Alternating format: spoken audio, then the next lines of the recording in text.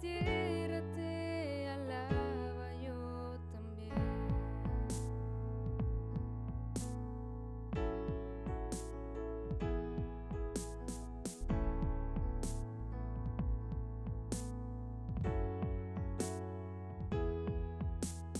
Dios de promesas, tu palabra es fiel, tus dichos permanecerán.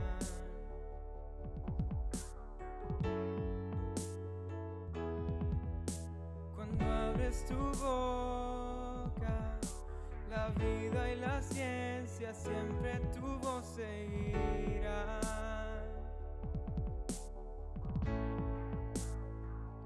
Con solo hablar, le diste vida a todo alrededor. Creaste cada especie en su esplendor. Si ellos muestran quién tú eres, yo también puedo ver tu corazón en la creación.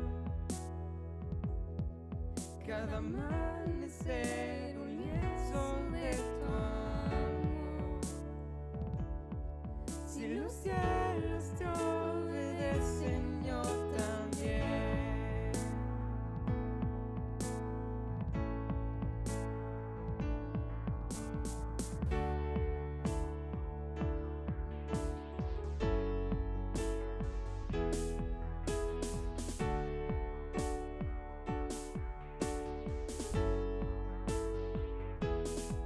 Si los cielos te alaban, yo también. Si los montes se arrodillan, yo también. Si los mares se someten, yo también.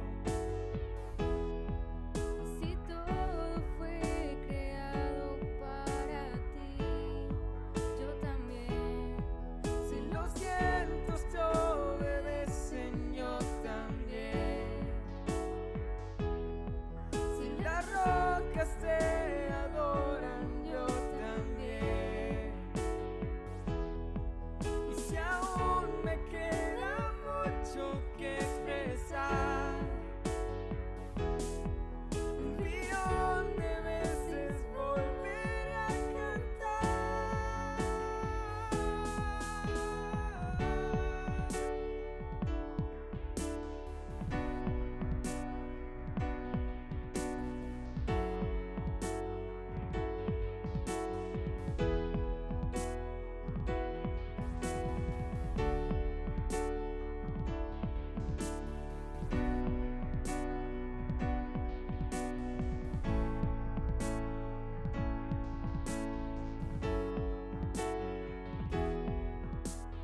Eres quien salva, viniste por mí, peleaste por mi corazón.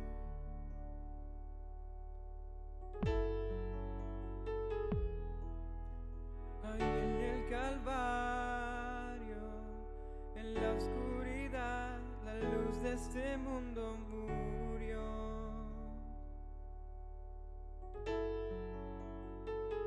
Con solo hablar, disipas mis fracasos y temor. Tú viniste para darme salvación. Si la muerte derrotaste, yo también.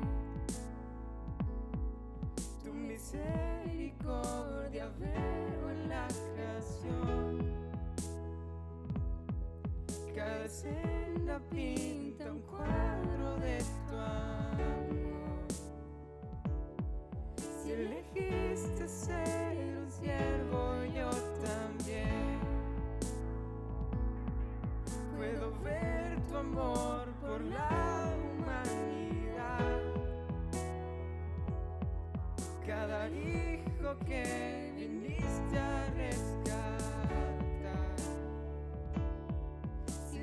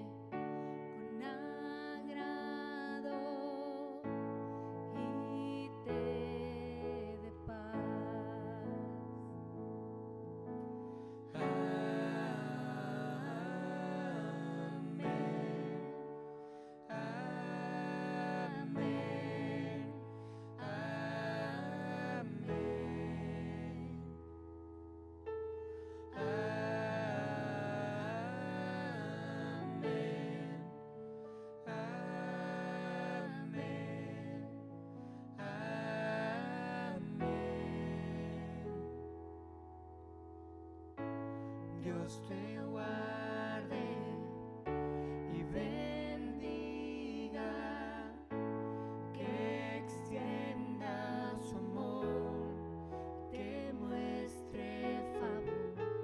Dios te mire con agrado y te dé paz.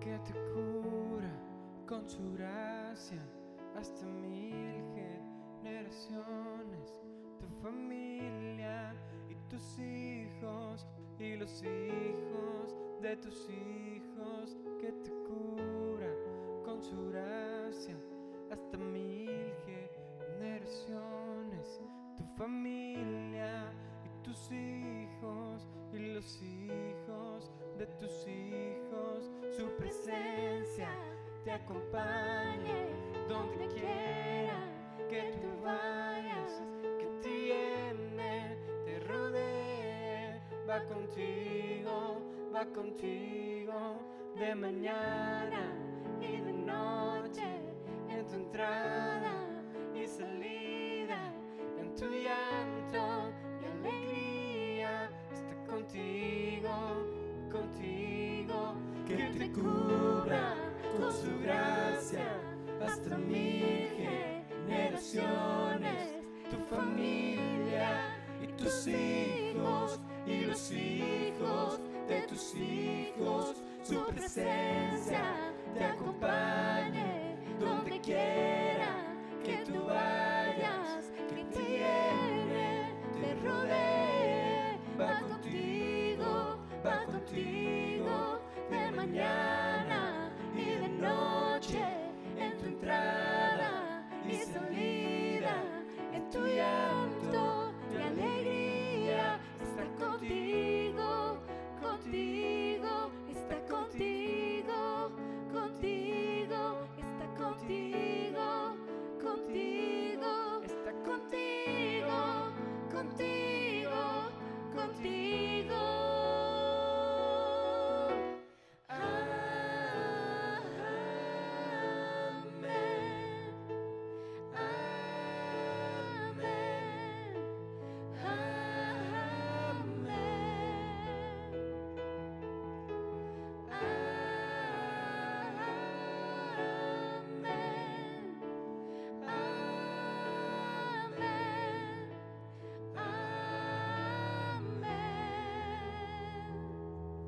Que te cubra con su gracia hasta 1000 generaciones, tu familia y tus hijos y los hijos de tus hijos. Su presencia te acompañe donde quiera que tú vayas, que te llene, te rodee.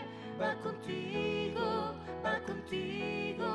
de mañana y de noche, en tu entrada y salida, en tu llanto y alegría. Está contigo, está contigo, contigo.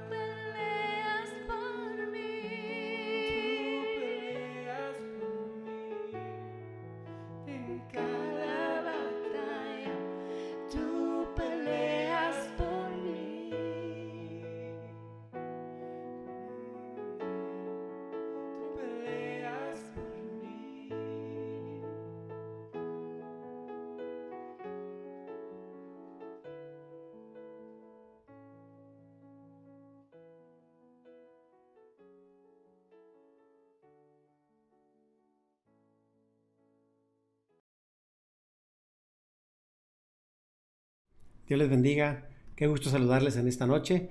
Y bueno, estamos viendo una serie de la epístola de Colosenses. Así que yo le invito a que prepare su mente y su corazón para lo que Dios quiere hablarnos en esta noche.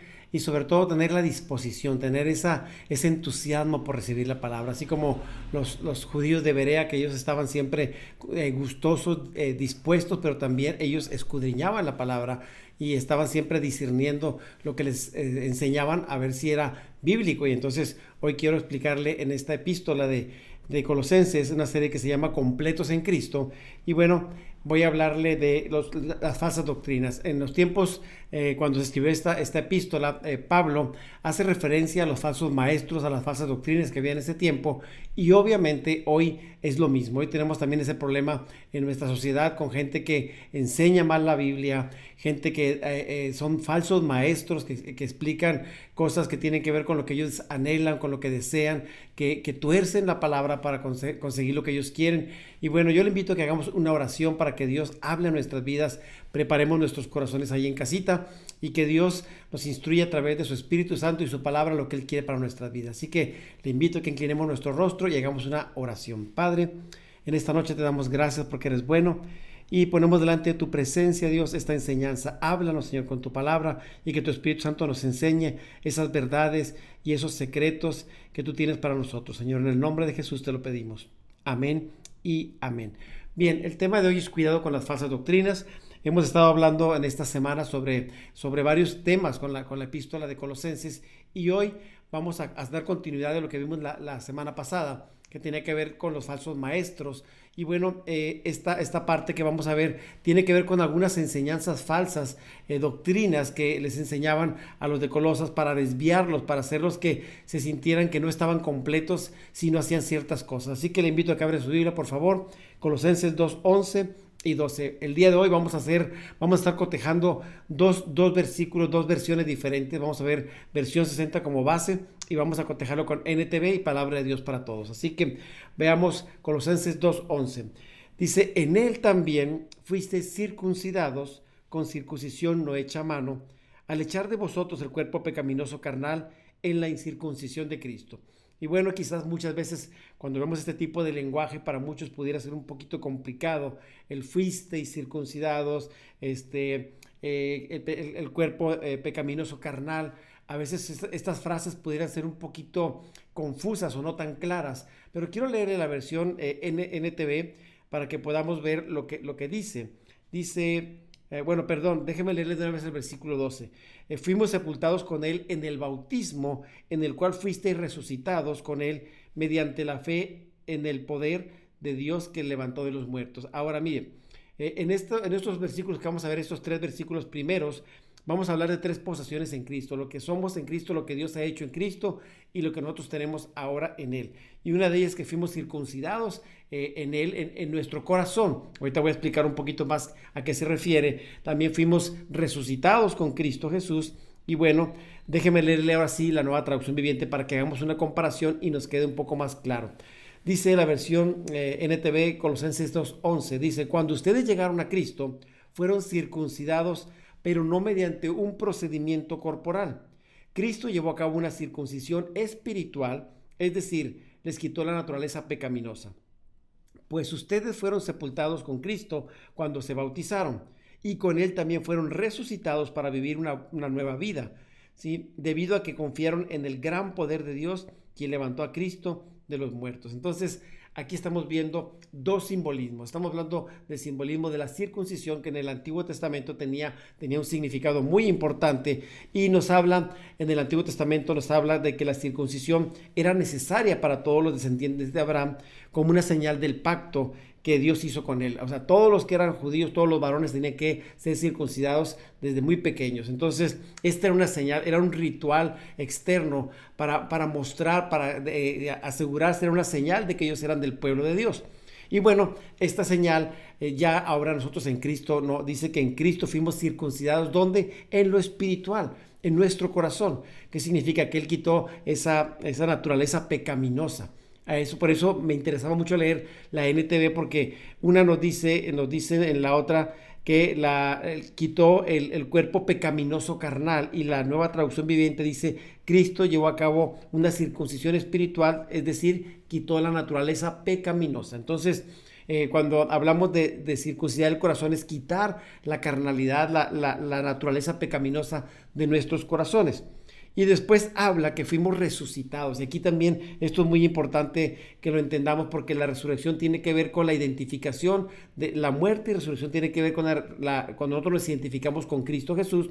Y eso es lo que hace esta señal. Cuando nosotros somos bautizados, estamos identificándonos, y es una señal que todo el mundo puede ver. Es una señal externa de nuestra fe interna. Cuando nosotros nos bautizamos, estamos diciéndole al mundo que nos estamos identificando con Cristo y lo estamos aceptando como nuestro Señor y nuestro Salvador. Por eso es muy importante bautizarse.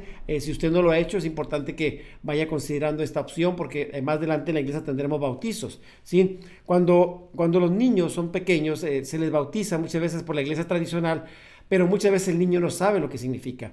De hecho, la Biblia dice que nosotros tenemos que arrepentirnos y después tenemos que bautizarnos, pero un niño no se puede arrepentir. Por lo tanto, es cuando una persona tiene ya conciencia de pecado, que está consciente que puede y debe bautizarse. Entonces, es muy importante, si usted no se ha bautizado, es importante que lo considere. Ahora, la circuncisión espiritual por la fe en Jesús es cortar o decir no a los deseos de la carne y sí a la voluntad de Dios. Entonces es bien importante, cuando nosotros nos identificamos con Cristo Jesús, le estamos diciendo sí y le estamos diciendo no a los deseos de la carne. Y obviamente tenemos que sujetar estos deseos, ¿sí? Y el bautismo es una señal visible de nuestra fe e identificación con Cristo en su muerte y resurrección. Es una señal de vida nueva. Una de las cosas que me gusta hacer cuando se bautizan en la iglesia es que ellos declaren con sus labios, que digan: yo creo en Jesús, Él es mi Señor y mi Salvador. ¿Qué está haciendo? Testificando. Y después se bautiza y, es sumergido en el agua, y después sale como una señal de la muerte y resurrección. Es una nueva vida ahora en Cristo Jesús. Y bueno, vayamos a Colosenses 2:13 y vamos a ver la versión 60. Dice: y a vosotros, estando muertos en pecados y en la incircuncisión de vuestra carne, os dio vida juntamente con Él, perdonándoos todos los pecados. Nueva Traducción Viviente dice: ustedes estaban muertos a causa de sus pecados, y porque aún no les habían quitado la naturaleza pecaminosa, entonces Dios les dio vida con Cristo al perdonar todos nuestros pecados. Y al hacer una comparación de estos dos versículos, que es el mismo pero en diferente versión, una está diciendo que fuimos muertos y en la incircuncisión de nuestra carne, y acá dice que nos han quitado esa naturaleza pecaminosa. Entonces, eso es algo que Dios hace a través de la fe en Cristo Jesús.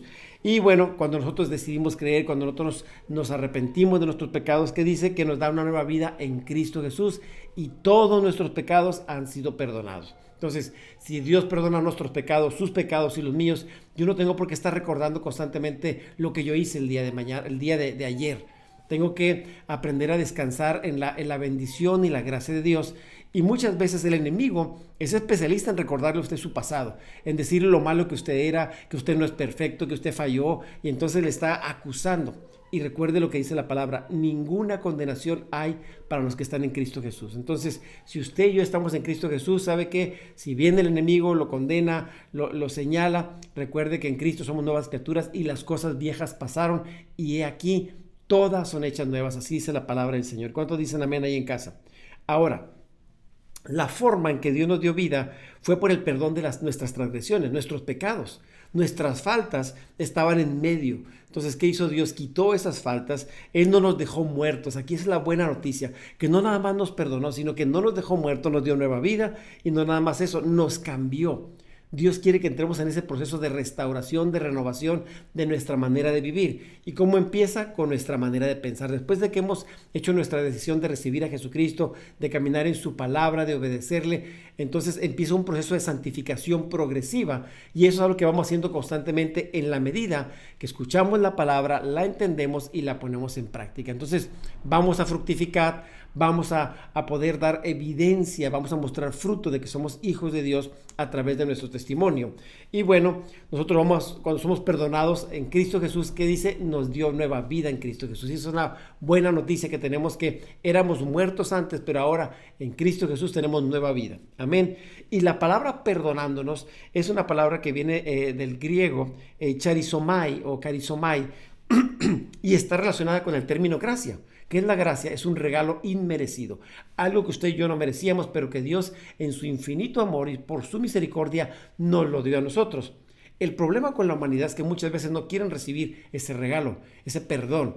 La gente piensa que en sí misma puede salvarse, puede hacer muchas cosas y hace un lado a Dios. Entonces, el problema con la humanidad es que no consideran a Dios y muchas veces se brincan los estándares marcados por Dios, y ese es un problema grave. Entonces, nosotros estábamos atados antes a nuestra manera de vivir, éramos esclavos del pecado, pero Dios nos perdonó y nos hizo libres. Dice la palabra de Dios que conoceremos la verdad y la verdad nos hará libres. Esta es una gran bendición que tenemos. Continuemos con Colosenses 2:14, por favor. Vamos a leer la versión 60. Dice: anulando o cancelando, dice otra versión, el acta de los decretos que había contra nosotros, que nos era contraria, quitándola de en medio y clavándola en la cruz. Cuando hablamos de la palabra acta, estamos hablando de un documento de deuda, ¿sí? Un escrito hecho a mano. Cuando alguien adquiría una deuda tenía que llenar un formato, se le escribía algo, era como un pagaré, y la persona se comprometía a pagar eso. Una persona que era deudora, en este caso, tenía que saldar esa deuda, y si no podía saldarla, tenía que, a lo mejor su familia o sus hijos, alguien tenía que pagar esa deuda. Entonces, aquí lo importante es que dice que Jesucristo anuló el acta, o sea, Él quitó, canceló esa acta que nos era contraria y que nos decía a nosotros que no podíamos salvarnos, era una deuda que no podíamos pagar. Y vamos a ver la versión, ahora voy a leer la versión Palabra de Dios para Todos. Dice Colosenses 2:14, teníamos una deuda porque no cumplimos las leyes de Dios. La cuenta de cobro tenía todos los cargos contra nosotros, pero Dios nos perdonó la deuda y clavó la cuenta en la cruz. ¿Qué significa? Que Él dijo, yo voy a pagar esa deuda. Cristo viene, paga la deuda, una deuda que Él no tenía, entonces echa sobre sí mismo todos nuestros pecados, todas nuestras culpas son en la vida de Jesús, y Él toma nuestro lugar, y entonces Él paga esa deuda, y entonces nos hace libres de todo pecado, de toda condenación. Y bueno, si vamos a la escritura, en Romanos 6:23 dice que la paga del pecado es muerte. Entonces, toda nuestra deuda estaba ahí en nuestras vidas. Entonces Jesús toma nuestras deudas, toma tus deudas y las toma para sí. Y sabe, cuando Él muere en la cruz del Calvario, todos los pecados vienen sobre Él. Y esa deuda que teníamos, ese documento que había en contra nuestra, ¿sabe qué dice? Que fue clavado ahí en la cruz del Calvario. Y entonces nuestro historial de deuda fue borrado, ¿sí? Cuando Cristo murió en la cruz del Calvario y Él paga la deuda, todo nuestro historial fue borrado, y nuestros pecados, sus pecados y mis pecados fueron perdonados. Y esta es una buena noticia que podemos nosotros recibir del parte del Evangelio. El Evangelio son las buenas noticias de Dios para usted y para mí. Y bueno, cuando vemos más adelante, dice que los romanos acostumbraban a publicar los cargos de los cuales tenía un convicto o alguien que había hecho algo malo, un delincuente. Perdón. Y dice que, siguiendo con la tradición, los cargos en contra de Cristo, dice, fueron imputados, fueron escritos arriba en un madero sobre su cabeza. Y quiero que veamos la siguiente diapositiva, por favor. Vemos ahí un ejemplo de lo que se escribía, y estaba escrita en griego, en latín y en hebreo. Y bueno, Mateo 27:37 dice: después colocaron por encima de su cabeza, está hablando de Jesús, un aviso con la razón de su condena. Este es Jesús, el Rey de los judíos. Y aquí vemos en esa tabla que está escrita en 3 idiomas, dice Jesús Nazareno, Rey de los judíos. Entonces era una manera de burlarse de Él. Estaban burlándose de Jesús, y obviamente ahí estaba la condena, pero es un acto simbólico. Sobre la cruz dice que nuestra acta, nuestros pecados, lo que nosotros debíamos, fue escrito. Entonces todo ahí se pagó, y Cristo asumió esa deuda por usted, por mí, y ahora usted y yo somos libres. Él se hizo pobre para que usted y yo fuéramos enriquecidos, amén, con la gracia y el favor de Dios. Ahora, todos los cargos fueron removidos. Eso es algo bueno, ¿sí? Que usted y yo no tengamos deudas es algo bueno en lo espiritual. Ahora, yo sé que algunos dicen, pero tengo deudas en lo económico. Bueno, esa es otra cosa. pero en lo espiritual, en lo que tiene que ver con respecto al pecado, usted y yo somos libres por lo que Cristo hizo en la cruz de Calvario. Ahora, voy a parafrasearle, por ejemplo, lo que acabo de leer de Colosenses 2, 13 y 14, es decir, ustedes los creyentes gentiles, o sea, los que no éramos judíos, dice, estaban bajo sentencia de muerte. ¿Cuál era la sentencia de la condenación? Muerte eterna, juicio eterno, castigo eterno. Pero dice, pero a través del arrepentimiento, o sea, el reconocimiento de quién somos, de lo que hemos hecho, y el perdón de pecados, se ha hecho posible por la muerte de Cristo. Todos los cargos en su contra han sido removidos. Todos los cargos, y esto es algo bueno. A veces decimos, bueno, voy a pagar una parte de la deuda, pero tú vas a pagar otra parte. En este caso Dios dijo, toda la deuda ha sido cancelada, Cristo la paga, así que ya no hay ninguna condenación, ninguna culpa. Y nuestra deuda ha sido pagada completamente, y eso es algo bueno para nosotros. ¿Por qué? Porque los pecados han sido lanzados a lo más profundo de la mar y olvidados por Dios. Dios ya no quiere recordar esos pecados, y nosotros ahora estamos limpios, nuevos, para poder vivir una vida libres, porque dice la palabra que donde está el Espíritu de Dios, ahí hay libertad. Amén. Vamos a Colosenses 2:15, por favor. Dice, y despojando a los principados y a las potestades, los exhibió públicamente, triunfando sobre ellos en la cruz. Déjeme leerle la versión Palabra de Dios para Todos. Dice, Dios venció a todos los poderes y fuerzas espirituales a través de la cruz, desarmándolos y obligándolos a desfilar derrotados ante el mundo. Y me gustó esta versión porque nos habla muy claramente de lo que pasó ahí en la cruz de Calvario. Nosotros cuando vemos despojando, bueno, ¿a qué se refiere con despojando? ¿Qué despojó? Dice, bueno, la palabra despojando es, les quitó todo poder y toda autoridad a todas las huestes, a todos los principados, a todas las potestades, o sea, les anuló el poder, la autoridad, y ahora Cristo está por encima de todo poder, de toda autoridad, de todo dominio. Entonces, no hay nadie que esté por encima de él. Entonces está diciendo, Cristo los despojó y les quitó todo. Y no nada más eso dice que los desarmó y los obligó a desfilar públicamente, dice, ante todo el mundo. ¿Qué significa esto?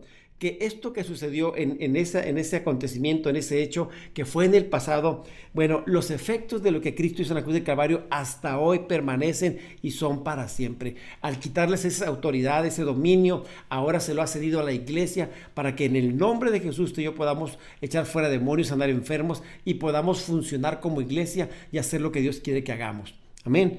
Ahora, Cristo ha triunfado y esto no lo hizo en secreto. ¿Por qué? Sino que su triunfo fue puesto a la vista de todos. Al estar en la cruz del Calvario, ahí él fue colgado y yo me imagino que los demonios estaban muy contentos diciendo, ya terminamos con este que decía que era el Hijo de Dios, ya ha muerto, se acabó el problema. Pero no sabían que ahí estaba la más grande victoria de Cristo Jesús y esa victoria era para usted y para mí.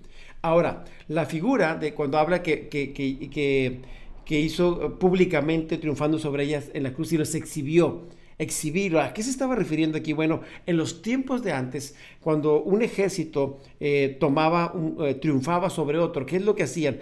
Traían a todos los que estaban derrotados del ejército contrario y entonces, ¿qué era? Se los llevaban por un desfile, los pasaban por el pueblo y entonces, ¿qué hacían? Se burlaban de ellos, la gente hacían escarnio, ¿para qué? Para que todo el mundo supiera que habían sido derrotados. Y lo mismo hizo Cristo Jesús en la cruz de Calvario. ¿Qué hizo? Exhibió públicamente esa derrota de Satanás y sus huestes de maldad y ahora dice que clavó también esa cuenta que nos era contraria, esa deuda, y ahora somos libres. Entonces, ese versículo dice tantas verdades hacia nosotros como creyentes y tenemos que creerlo. Fueron derrotados y no nada más eso, fuimos hechos libres por la sangre de Cristo Jesús. Amén. Ahora, Colosenses 2:16.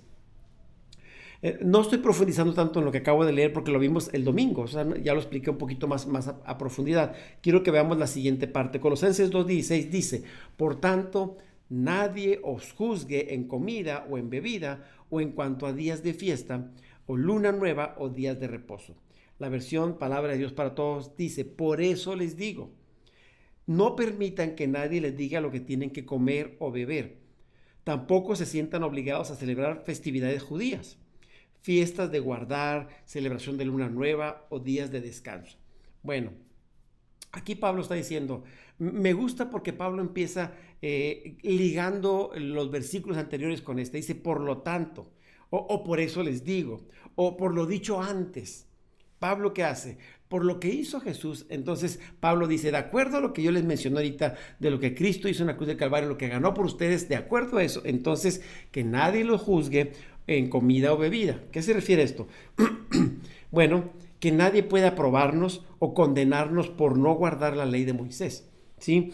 La cual contenía varias regulaciones en cuanto a comidas y bebidas y guardar ciertos días o ciertas fechas, fiestas, festividades. Entonces, Dios tuvo el propósito de que Israel fuera diferente a las demás naciones y por eso los distinguió. Él les pidió ciertas cosas para que se guardaran. Una de las cosas que les dijo, sean santos porque yo soy santo. Quiero que sean un pueblo diferente a todos los demás. Y entonces también les dejó leyes de comportamiento, leyes también con respecto a rituales y alimentación, ¿sí? Con este propósito les dio los 10 mandamientos y ciertas otras leyes, muchas más.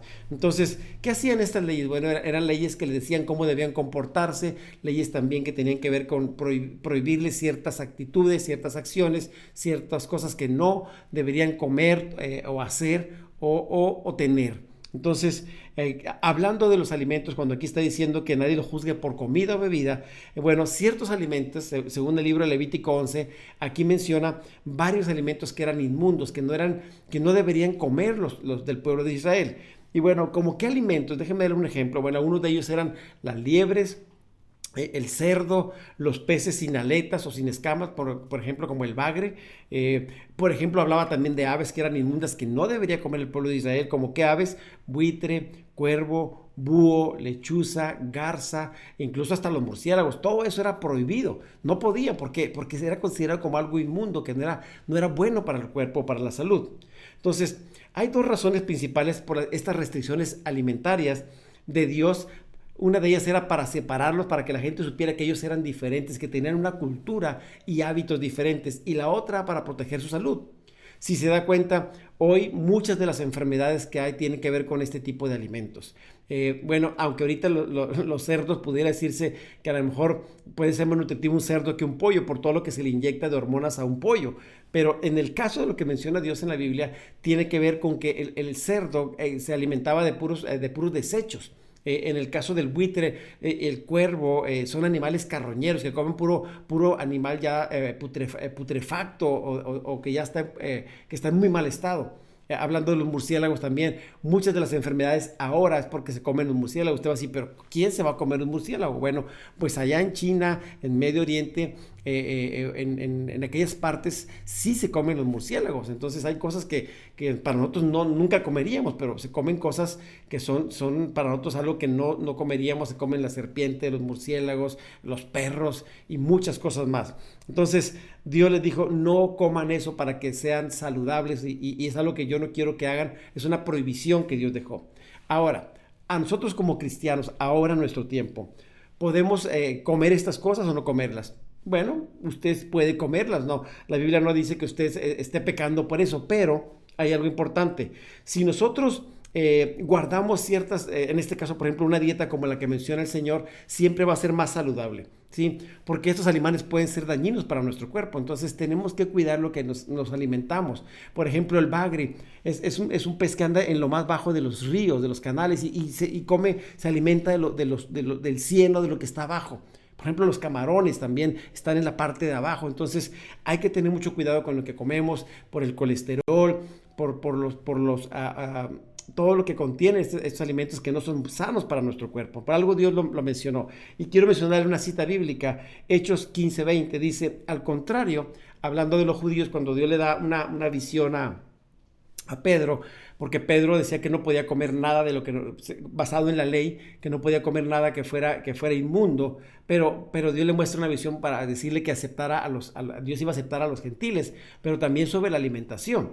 Y mire, Hechos 15:20 dice, al contrario, deberíamos escribirles y decirles que se abstengan de comer alimentos ofrecidos a los ídolos, de inmoralidad sexual, de comer carne de animales estrangulados y de consumir sangre. O sea, decía, puedes comer de todo, pero de estas cosas tienes que tener cuidado. ¿Qué cosas? Bueno, por ejemplo, un animal ofrecido a un ídolo dice que no lo deberían de comer. Era lo ideal que no lo hicieran. Pero dice también que si por alguna razón, si por ignorancia, si no sabías que se había ofrecido un ídolo y te lo comías, pues no pasaba nada. Pero si dice, si tú sabes que fue ofrecido un ídolo, pues mejor no lo comas para que no seas piedra de tropiezo para alguien más.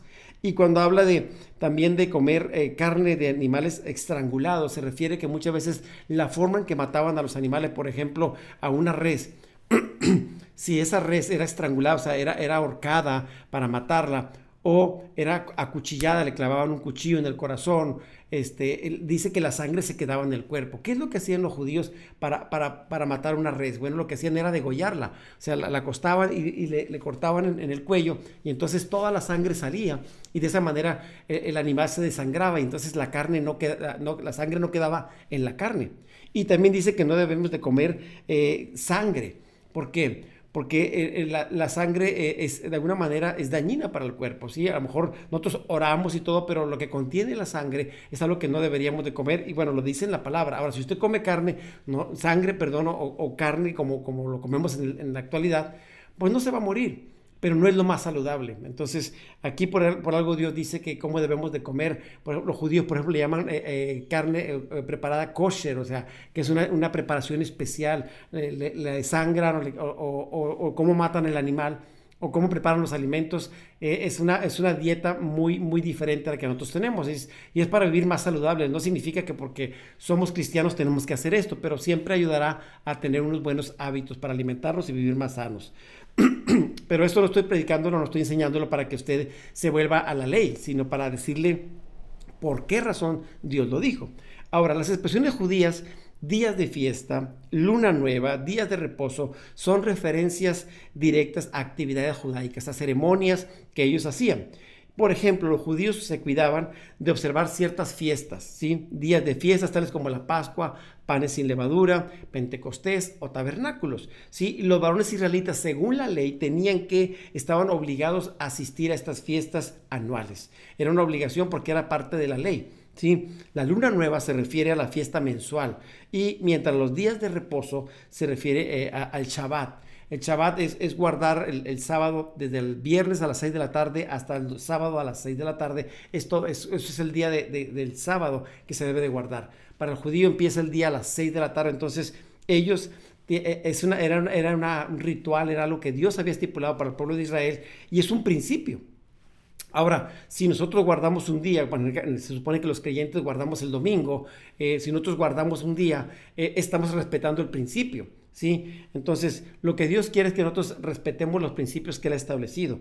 Y bueno, los falsos maestros lo que hacían era decirle a los creyentes que necesitaban a Cristo, pero también necesitaban estas fiestas. Entonces, Jesús dijo que, Pablo está diciendo de alguna manera que lo que Cristo hizo en la cruz de Calvario era suficiente para nosotros, y nosotros los gentiles no teníamos la obligación de guardar estas fiestas. Bueno, vayamos a Colosenses, por favor, 2:17. Dice la palabra: todo lo cual es sombra de lo que ha de venir, pero el cuerpo es de Cristo. Palabra de Dios para todos. Dice: estas cosas del pasado, imágenes borrosas de lo que estaba por venir, pero ahora tenemos a Cristo, que es la realidad. Y bueno, comparando los dos versículos, las dos versiones más bien, dice que era la sombra de lo que ha de venir. Y prácticamente cuando habla de la sombra, dice, eran las cosas que se hicieron en el Antiguo Testamento, son como un boceto, ¿sí? Eran imágenes borrosas de lo que habría de venir. Y lo que habría de venir, ¿qué es? El cumplimiento en Cristo. Cristo cumple la ley, y en Cristo se cumplen muchas de estas cosas. Y bueno, Pablo está enseñando que en el Antiguo Testamento presenta un boceto, ¿sí?, de las cosas del Nuevo Testamento que ahora son realidad. En las instituciones, las ofrendas, lo que había de venir, perdón, las fiestas y todos los sacrificios, los rituales del Antiguo Testamento tienen su cumplimiento ahora en Cristo Jesús. Por ejemplo, muchas de las fiestas tienen su cumplimiento. Jesús es nuestro sábado, Jesús es nuestro reposo. Ahora descansamos en Él. Y bueno, un ejemplo, por ejemplo, todo aquello representaba tipo de lo que habría de venir. El ejemplo por ejemplo, cuando sacrificaban un macho cabrío, ¿sí? Derramaban la sangre de un cordero, Y bueno, ¿qué es lo que estaba representando? Es un boceto, es un tipo de lo que ahora iba a cumplirse en Cristo Jesús. Jesús es el Cordero inmolado que muere por nosotros, sacrifica, da su vida por nosotros, y esa sangre derramada en la cruz del Calvario ahora nos hace libres y nos limpia de todo pecado, ¿sí? Entonces, eso que vemos en los machos cabríos era una sombra, un tipo de lo que Cristo iba a cumplir ahora cuando Él viniera y muriera por nosotros. Fue lo que Cristo hizo al representar, al morir por nosotros en la cruz del Calvario.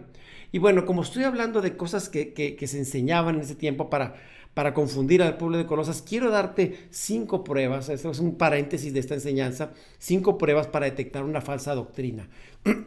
La primera prueba, el primer examen, es la prueba del origen, ¿sí? ¿Qué significa? La sana doctrina se origina con Dios, ¿sí? Las falsas doctrinas se originan con alguien o algo creado por Dios, en este caso por hombres o demonios, doctrinas de hombres o doctrinas de hombres. El primer examen es, bueno, el origen, ¿de dónde viene esa enseñanza, esa doctrina? ¿De dónde viene? ¿Viene de Dios o fue hecha por algún hombre? O son doctrinas de demonios, que significa que hacen culto a espíritus, a demonios, pero no a Dios. Entonces hay que ver primero el origen, de dónde viene esa doctrina. Y obviamente nuestra doctrina debe de originarse en Dios. Examen número 2 o prueba número 2. La sana doctrina afirma su autoridad dentro de la Biblia y la falsa doctrina afirma su autoridad fuera de la Biblia. Hay una clara y necesaria correlación entre el origen y autoridad y entre Dios y su palabra. ¿Qué significa? Que la segunda prueba significa que la sana doctrina, la autoridad máxima es la palabra, ¿sí? La primer examen es que se origina en Dios y lo segundo es la palabra de Dios es el fundamento de la sana doctrina. En el caso de una doctrina falsa o equivocada, no está fundamentada totalmente en la palabra. Pueden agarrar 2, 3 versículos, pero no está fundamentada. Le combinan con tradiciones, con cosas, pero no está basada 100% en la escritura. Tercer examen, tercer prueba de una doctrina falsa es la consistencia. La sana doctrina es consistente con toda la escritura, o sea, la enseñanza tiene que ser de acuerdo a toda la palabra, ¿sí? Y la falsa doctrina es inconsistente con algunas partes de la escritura. ¿Qué significa? Que una sana doctrina siempre va a estar de acuerdo a lo que Dios ha estipulado en su palabra, y una falsa combina o saca cosas fuera de contexto o combina cosas del mundo, humanismo, doctrinas de hombres, y entonces no es consistente con la palabra. Entonces, cuando comparemos, cuando veamos, bueno, eso que está predicando no viene de acuerdo a la palabra, por lo tanto es falsa doctrina, no es una doctrina que sea correcta, entonces hay que tener cuidado. Cuarto examen, ¿sí? El examen del crecimiento espiritual. La sana doctrina es de beneficio para la salud espiritual y la falsa doctrina nos lleva a una debilidad espiritual, porque cuando usted y yo escuchamos la palabra, ¿qué es lo que pasa a nosotros? Empezamos a crecer. Es como esa semilla que es sembrada, dice que se siembra en buena tierra, dice crece y produce fruto. Eso es lo que pasa con la escritura. Cuando escuchamos la palabra nos alimenta, es la que nos sostiene, es la que nos hace crecer.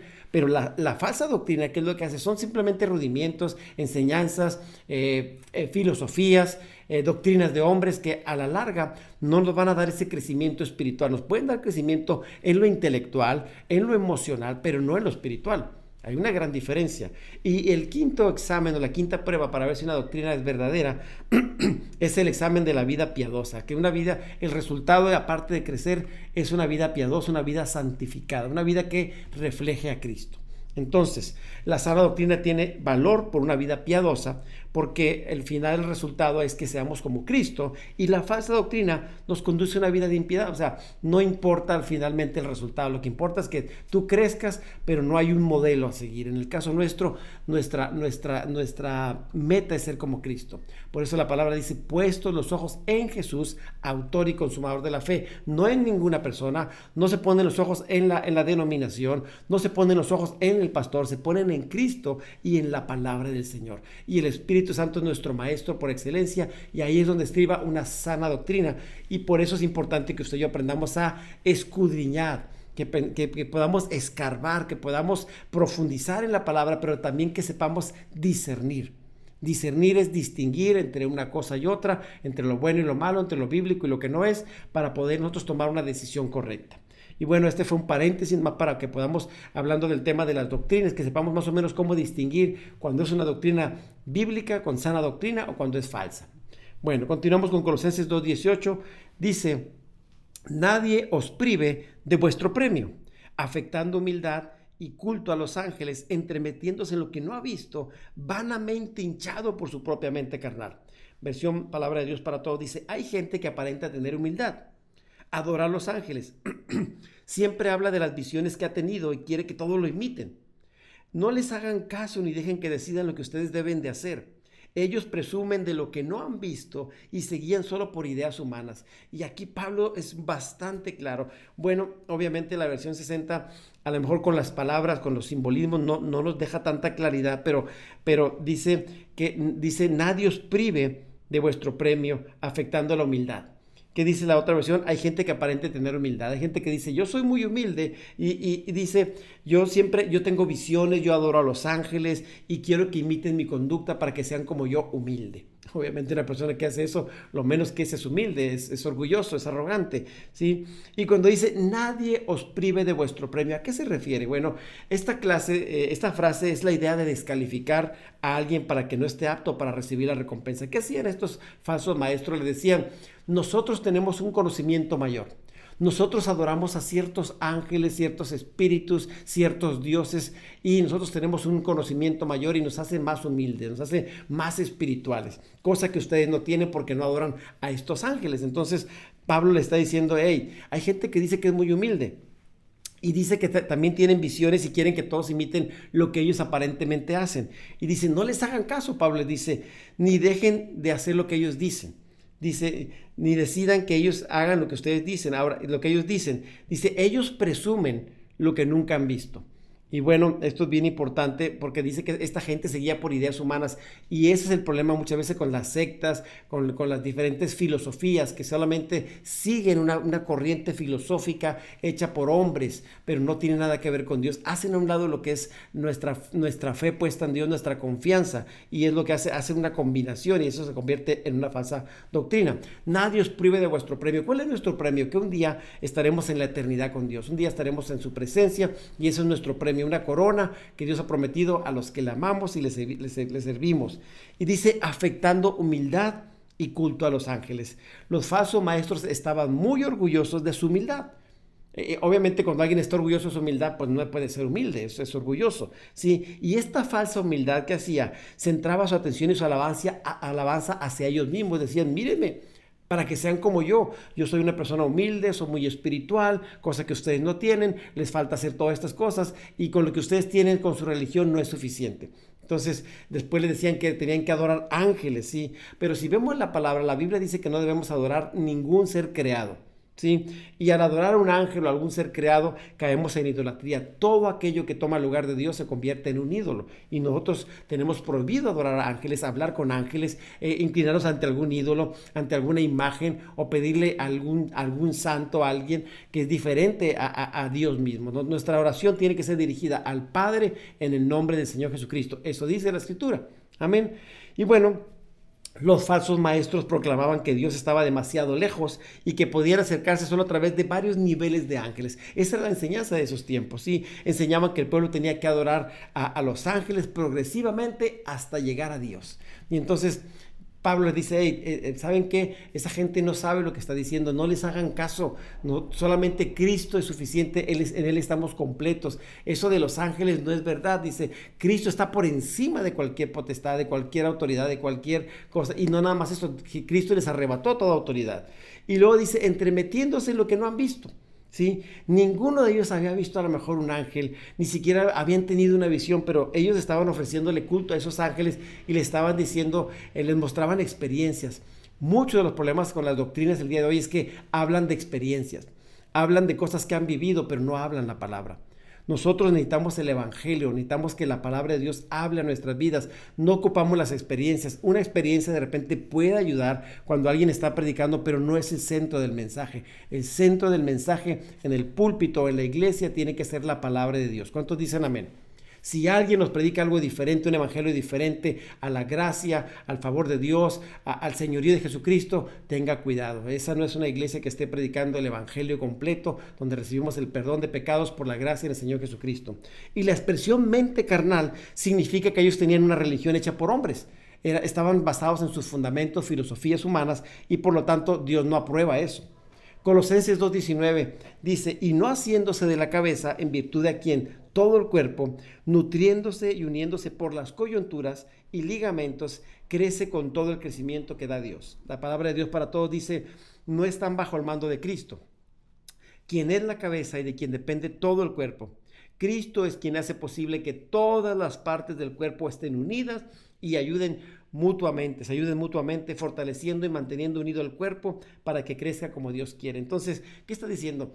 Esas gentes tienen la mentalidad carnal, dice, y no haciéndose de la cabeza. ¿Qué significa? Que no están apegados, no están tomando a Cristo como la cabeza, como el supremo, como la máxima autoridad. Entonces, si ellos no están haciendo eso, obviamente dice que no están unidos, no están fundamentados, no están fortalecidos en el vínculo que es Cristo Jesús. Entonces, el problema fundamental con los falsos maestros es que ellos no estaban relacionados con Cristo. No ponían a Cristo como el centro de su fe y por lo tanto no podían predicar a Cristo. Entonces por eso se habían desviado a doctrinas falsas, de doctrinas humanísticas o doctrinas de demonios. Colosenses 2:20 y 21 dice, pues si habéis muerto con Cristo en cuanto a los rudimentos del mundo, ¿por qué como si vivieses en el mundo os sometéis a preceptos tales como no manejes, ni gustes, ni aun toques? La versión Palabra de Dios para Todos dice, ustedes murieron con Cristo y fueron librados de los poderes espirituales del mundo. Por eso les pregunto, ¿por qué todavía siguen reglas como no coman esto, no prueben esto otro y no toquen aquello? Pablo le dice, hey, si Cristo ya pagó por ustedes, si ya ustedes están bajo la gracia, ¿por qué siguen bajo los preceptos del mundo o bajo los preceptos de la ley o doctrinas o filosofías humanas? Ustedes no tienen por qué estar bajo eso. ¿Sí? Pues si habéis muerto con Cristo en cuanto a los rudimentos del mundo, significa que los cristianos hemos muerto y nos hemos identificado con la muerte y resurrección de Cristo. ¿Sí? Y en cuanto a los rudimentos del mundo, significa la clase de vida que teníamos antes, cuando estábamos antes sin Cristo, alejados de la ciudadanía de los cielos. El vocablo rudimientos tiene que ver con la enseñanza elemental, que significaba que el entrenamiento ceremonial de los judíos y la interminable argumentos de filosofía de los griegos. Entonces los judíos decían los rituales, la ley, y los griegos decían el conocimiento, la filosofía, el gnosticismo. Entonces eran dos corrientes que estaban ahí y estaban tratando de confundir al pueblo de Israel, al pueblo judío. Y cierro con esto, Colosenses 2:22. Dice, en conformidad a mandamientos y doctrinas de hombres, cosas que se destruyen con el uso, dice, tales cosas tienen a la verdad cierta reputación de sabiduría, de culto voluntario, en humildad y en duro trato del cuerpo, pero no tienen valor alguno contra los apetitos de la carne. ¿Qué dice la versión Palabra de Dios para Todos? Dice, esas reglas hablan de lo que se acaba con el uso y no son mandamientos de Dios, sino enseñanzas humanas. Parecen ser sabias porque requieren que la gente practique una intensa devoción, que se niegue a sí misma y que se castigue severamente al cuerpo, pero no ayudan a controlar los malos deseos de nuestra personalidad inclinada a pecar. Entonces, ¿qué está diciéndoles Pablo aquí? Mire, todos esos reglamentos, todas estas cosas que les están diciendo no son de Dios, son mandamientos de hombres. Por lo tanto, parecen ser buenas, pero no ayudan a controlar los malos apetitos de la carne, ¿sí? ¿Por qué? Porque las doctrinas o los mandamientos de hombres no pueden guiarnos hacia ningún valor eterno, ¿sí? Cristo condenó las doctrinas y mandamientos de hombres, por lo tanto, nosotros no podemos estar buscando en esas doctrinas nuestra salvación. Nuestra salvación viene de Cristo Jesús y nuestro bienestar espiritual es en la creencia y la aplicación de la palabra de Dios a nuestras vidas. Por esa razón, nosotros no debemos someternos a los rudimentos del mundo, a filosofías, a huecas sutilezas. ¿Por qué? Porque los mandamientos y doctrinas de hombres van a ser destruidas, pero lo que va a permanecer para siempre, ¿qué es? La palabra de Dios.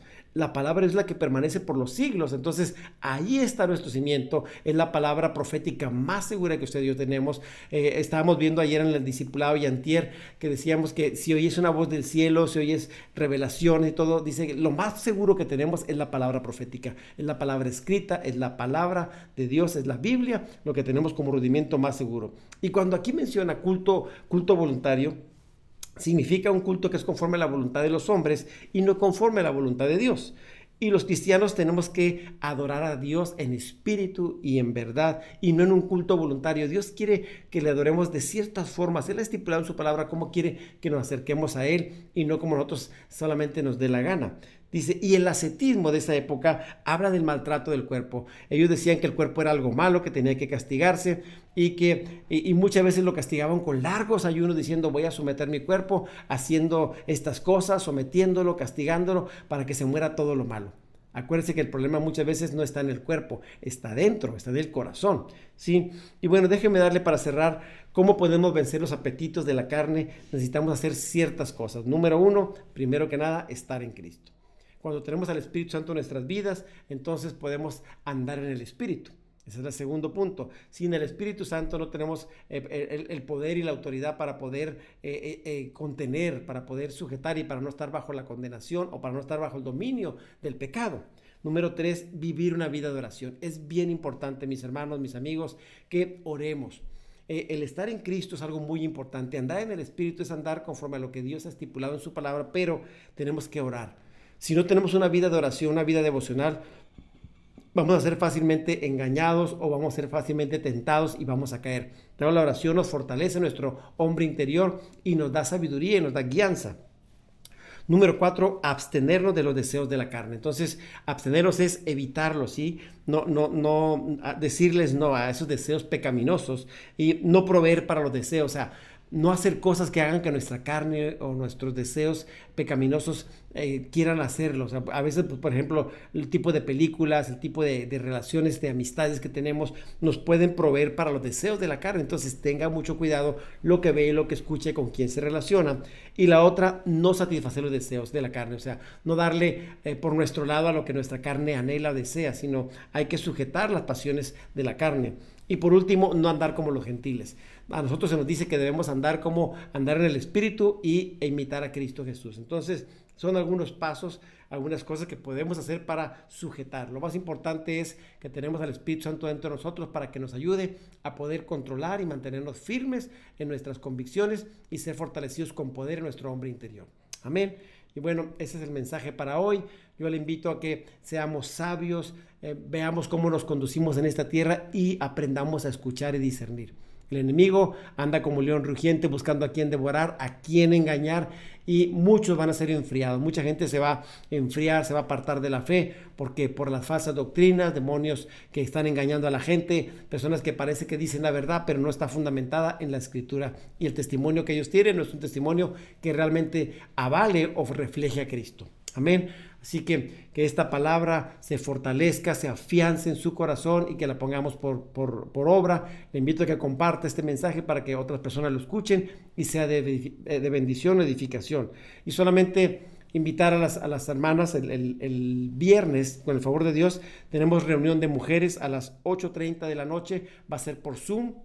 Vamos a compartir la invitación para que si alguien que no asiste a la iglesia le interesa escuchar esta enseñanza, estar en este mensaje, es algo importante que puede usted tomar en cuenta y poderse agregar. No necesariamente quiere decir que tenga usted que venirse a nuestra iglesia, simplemente le queremos dar una palabra de bendición y lo puede hacer. Y bueno, recordarles, mis hermanos, mis amigos, mis amigas, que este próximo domingo seguimos con las reuniones presenciales. Es una bendición. El domingo pasado fue algo maravilloso. Teníamos mucha gente que fue a la iglesia, tenemos espacio. Obviamente todo está con las medidas, las distancias, para que usted no se contagie, ¿sí? Usted llega ahí a la iglesia, está el gel antibacterial, le checan la temperatura, está el tapete antibacterial también. Usted entra, está todo señalado, señalización, distancias, no tenemos trato con nadie, no hay contacto con nadie. Al salir exactamente lo mismo, salimos, nadie nos saludamos. ¿Para qué? Para evitar contagios. Si respetamos esto, y todo el mundo tiene que llevar su cubrebocas, es obligatorio.